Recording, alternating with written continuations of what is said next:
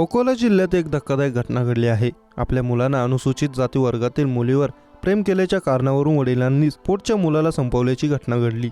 आपल्या दुसऱ्या मुलाच्या मदतीने वडिलांनी मुलाला संपवलं आहे। अकोला जिल्ह्यातील पिंजर पोलीस स्टेशन हद्दीत ही घटना घडली। संदीप नागोराव गावंडे, वय वर्ष 26 असं मृत तरुणाचं नाव आहे। तरुण नागोराव कर्णाजी गावंडे असं मारेकरी वडिलांचं नाव आहे। मुलाची हत्या करून झाल्यानंतर वडील आणि मारेकरी भाऊ हे सर्व बाहेरगावी निघून गेले आणि काल दुपारी घरी परतले।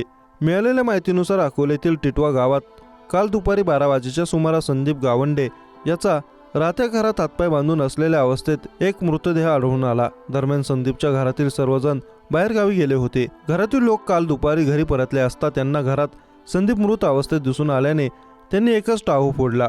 याची माहिती पिंजर पोलिसांना देण्यात आली आणि पिंजर पोलिसांनी घटनास्थळ गाठलं। पोलिसांनी पंचनामा करून तपासादरम्यान वडिलांनीच मुलाची हत्या केल्याचं निष्पन्न झालं आहे।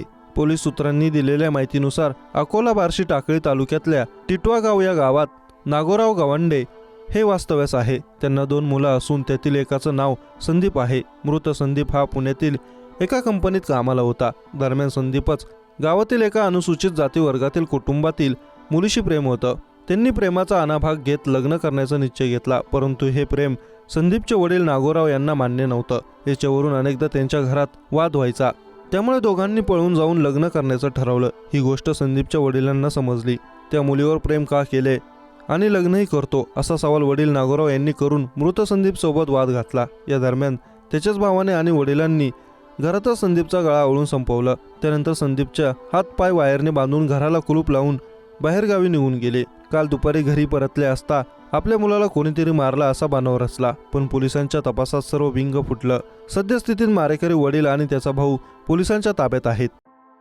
जळगाव जिल्ह्यातील शिरसोली रस्त्यावर असणाऱ्या रायसोनी इन्स्टिट्यूटच्या महाविद्यालयातील काही विद्यार्थिनींचे फोटो काढत असल्याच्या संशयावरून एका रिक्षा चालकाला तरुणांनी दिला बेदम चोप। यानंतर पोलिसांनी घटनास्थळी धाव घेत परिस्थिती नियंत्रणात आणली आहे। जळगाव शिरसोली रस्त्यावर असलेल्या महाविद्यालय परिसरामध्ये अशा घटनांमध्ये वाढ होत आहे। एका रिक्षावाला त्याच्या रिक्षामध्ये बसून विद्यार्थ्यांचे फोटो काढण्याचे काम करत होता। हे काही विद्यार्थ्यांच्या लक्षात आल्याने त्याला बेदम मारहाण करण्यात आले आहे। मिळालेल्या माहितीनुसार रायसोनी इन्स्टिट्यूटची विविध महाविद्यालये शिरसोली रस्त्यावर आहेत। या महाविद्यालयात शेकडो मुले मुली प्रवेशित आहेत। दरम्यान गेल्या 1.5 वर्षांपासून मुले मुलींसाठी महाविद्यालयाची बस नसल्याने विद्यार्थ्यांचे मोठे हाल होत आहेत। बस अभावी विद्यार्थ्यांना रिक्षाचा पर्याय आहे। याचाच एक तांबापुरा येथील रिक्षा चालकाने गैरफायदा घेत काही दिवसांपूर्वी तो महाविद्यालयातील विद्यार्थिनींचे फोटो काढत असल्याची माहिती मिळाली आहे।